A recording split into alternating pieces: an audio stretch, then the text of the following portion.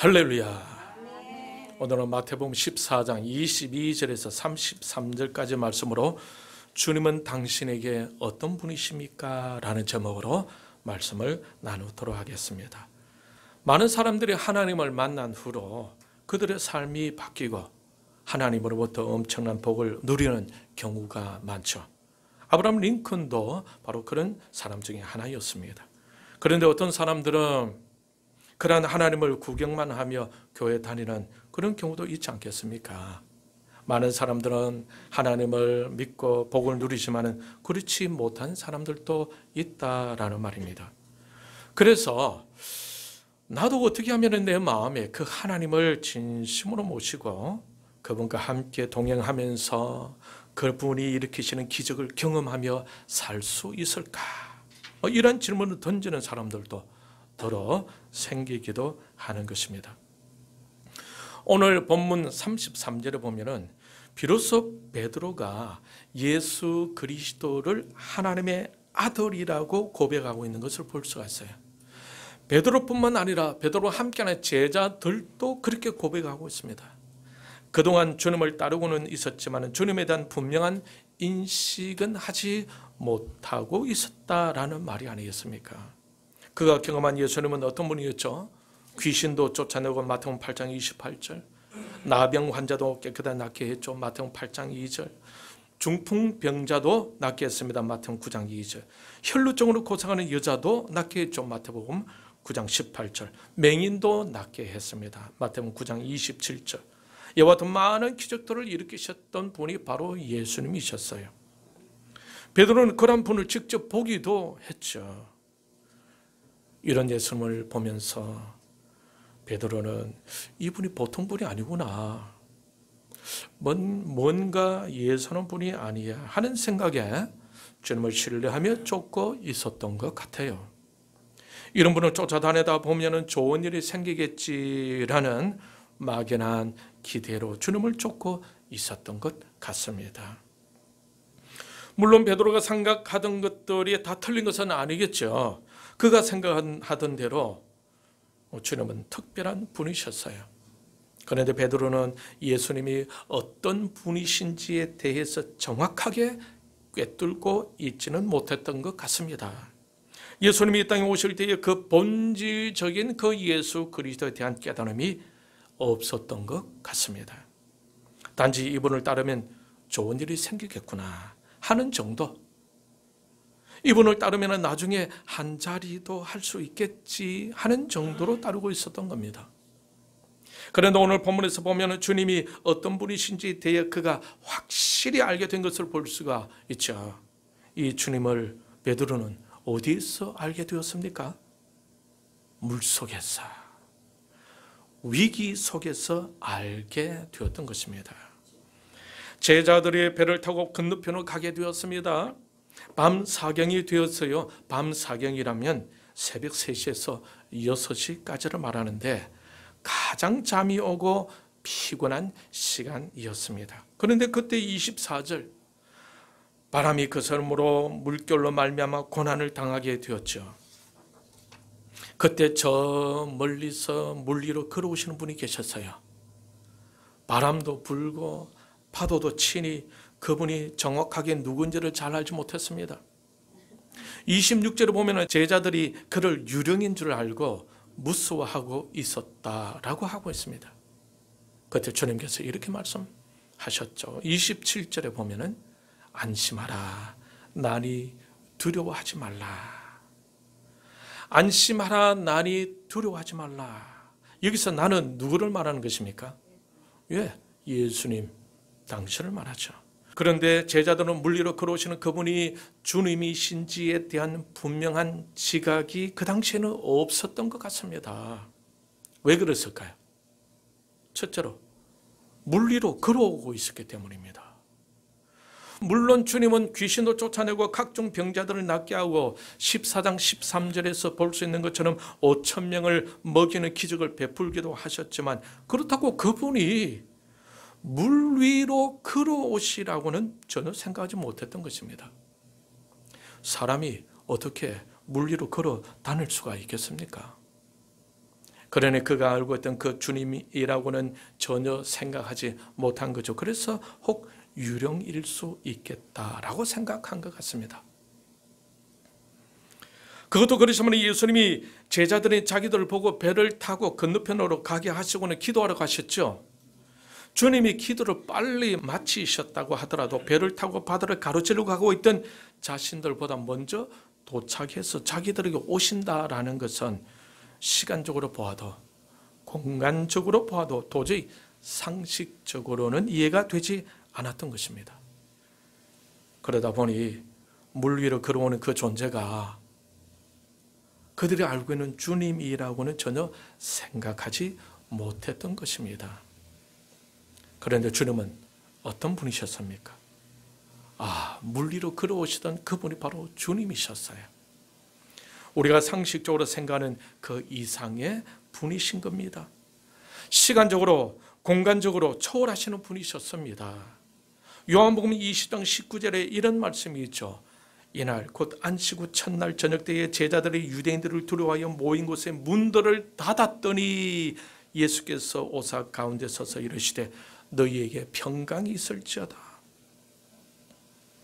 26절에도 보면은 여덟을 지나서 제자들이 다시 집안에 있을 때에 도마도 함께 있고 문들이 닫혔는데 예수께서 오사 가운데 서서 이르시되 너희에게 평강이 있을지어다 하시고, 두 번이나 문이 닫혔는데도 불구하고 부활하신 주님께서 집안으로 들어오셨다라고 말씀하고 있습니다. 공간적으로 초월하시는 주님을 볼 수가 있겠죠. 누가복음 19장 28절 위에 보면은 예수님이 십자가를 지기 위해서 예루살렘으로 입성하는 내용이 기록되어 있는데 그때 나귀 새끼를 타고 갔습니다. 그런데 그 나귀를 구하는 장면이 설명되어 있어요. 예수님께서 제자들에게 뭐라고 말씀하셨습니까?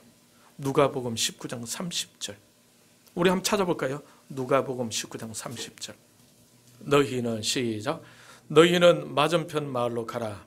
그리고 들어가면 아직 아무도 타보지 않은 나귀 새끼가 매여 있는 것을 보리니 풀어 끌고 오라. 우리 주님은 어떤 분이십니까?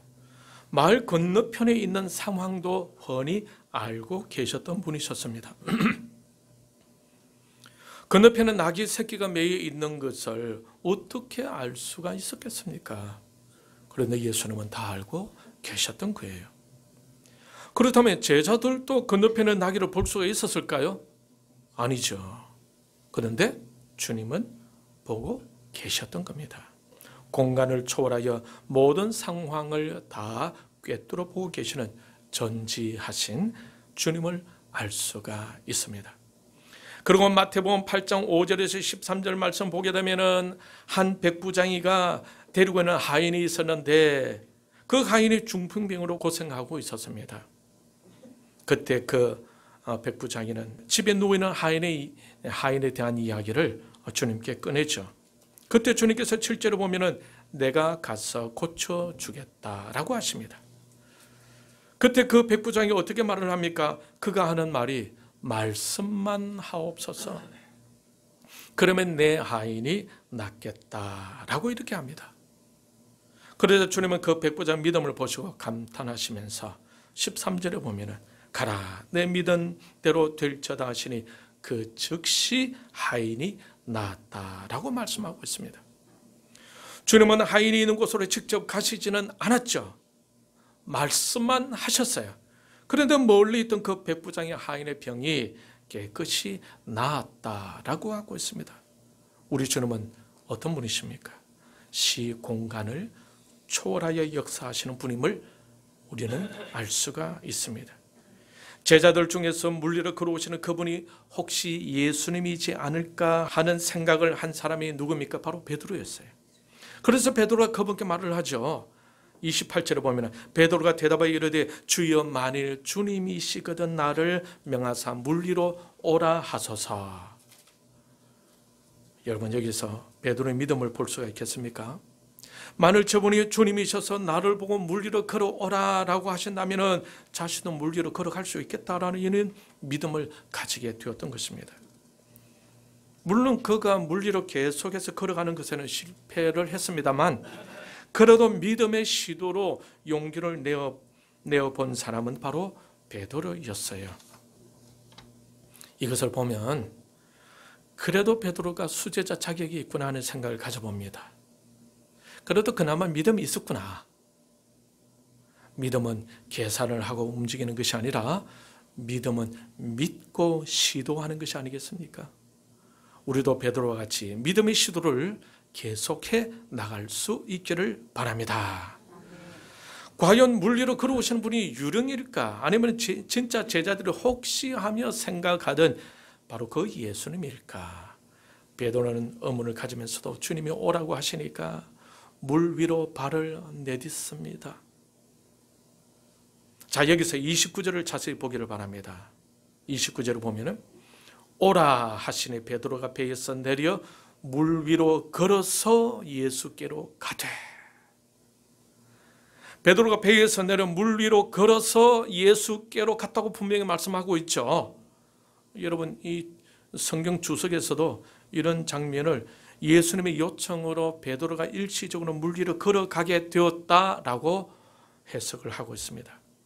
그러나 베드로가 물 위로 걷게 된 것은 자신의 능력으로 걷게 된 것이 아니라 주님의 능력으로, 주님의 은혜로 잠시 걷게 되었다는 뜻이 아니겠습니까? 잠시라도 그가 걷게 되었으니 걷는 그 순간에 베드로가 얼마나 놀랐겠습니까? 베드로가 속으로 어떤 생각을 했겠어요?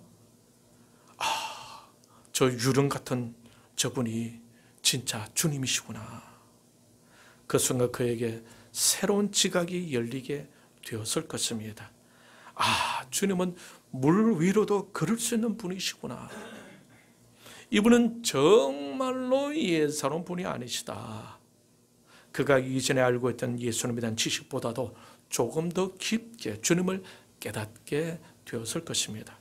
저와 여러분도 그렇게 되기를 바랍니다. 할렐루야.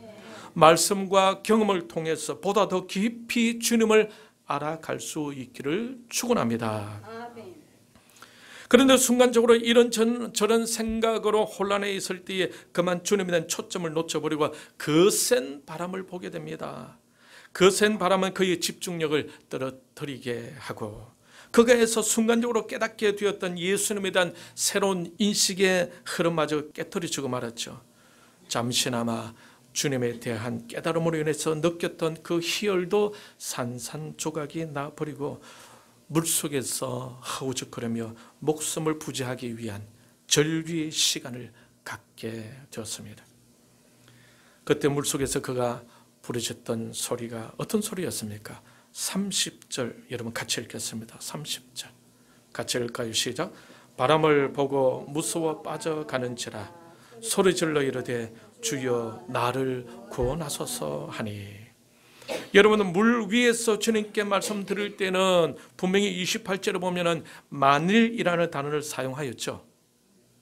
그런데 물 속에서는 그 만일이라는 말이 빠져 있습니다. 그가 깨닫게 된 것은 물 위로 걸어오시는 분은 유령이 아니라 바로 그 주님이심을 확신하게 되었기 때문이 아니겠습니까?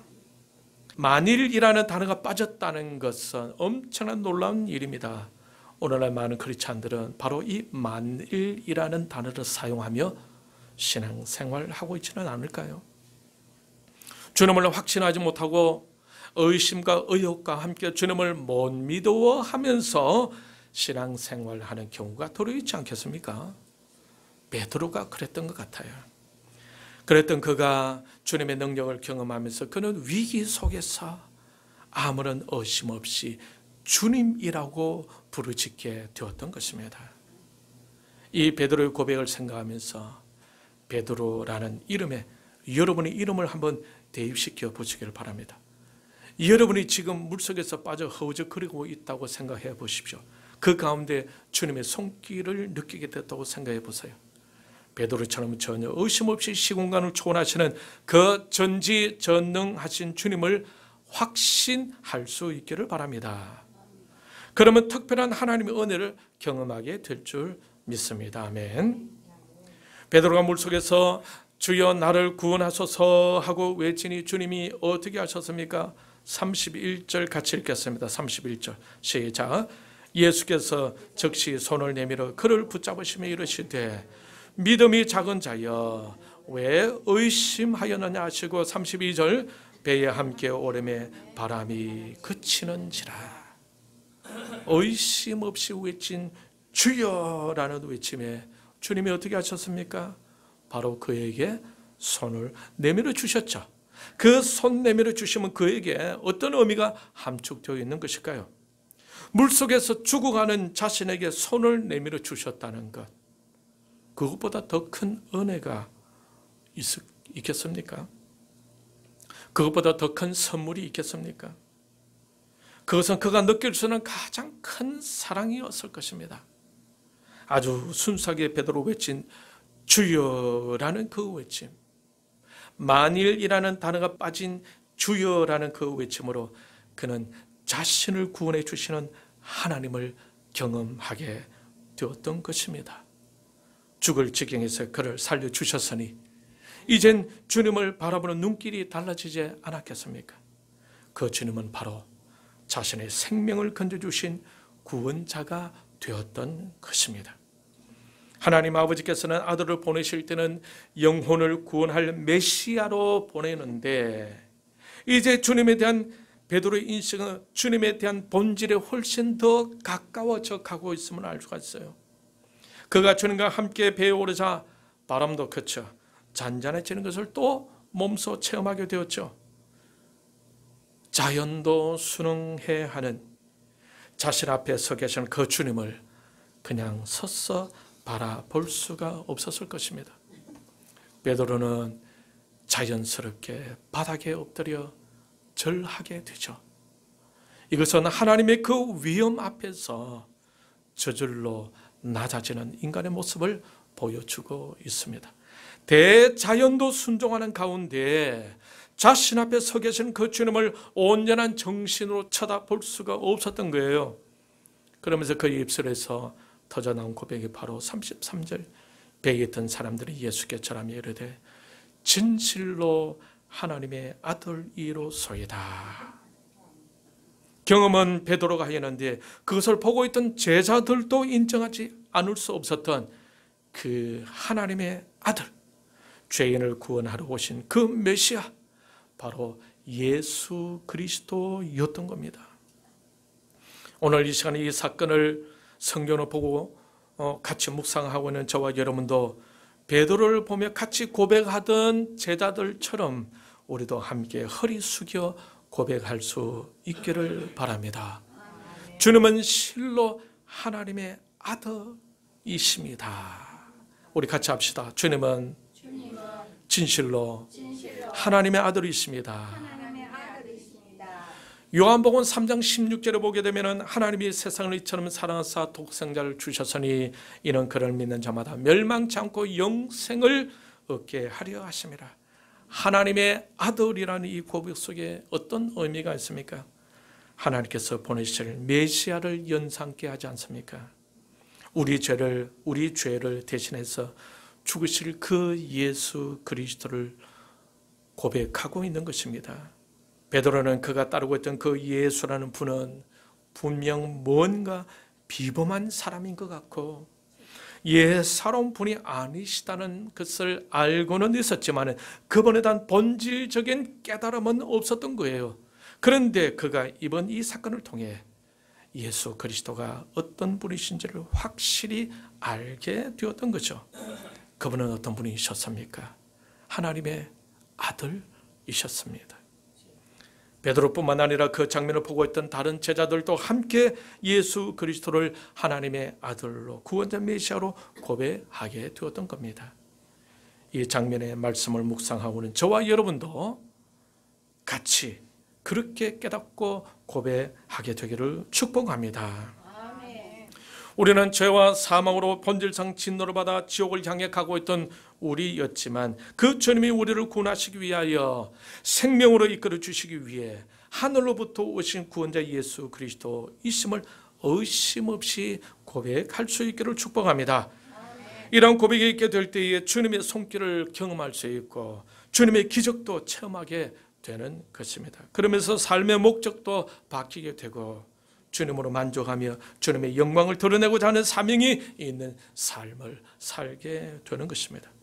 그러한 삶이 진정 가치가 있고 그러한 삶이 진정 행복하지 않겠습니까?